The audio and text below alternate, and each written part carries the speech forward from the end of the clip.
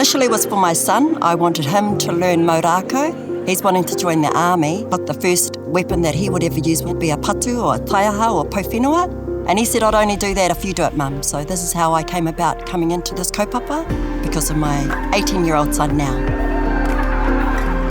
It's been a journey. I've studied with Wānanga Aotearoa and other courses, from rongoa to Rākau. It all goes hand in hand. I really feel Rākau is an extension of rongoa, of well-being. I would always support and direct people to go to Te Wānanga Aotearoa to study. I received my tohu from Te Wānanga Aotearoa in rongoa quite a few years back, prior to COVID, so I'm just going into the natural next step of being ACC credited.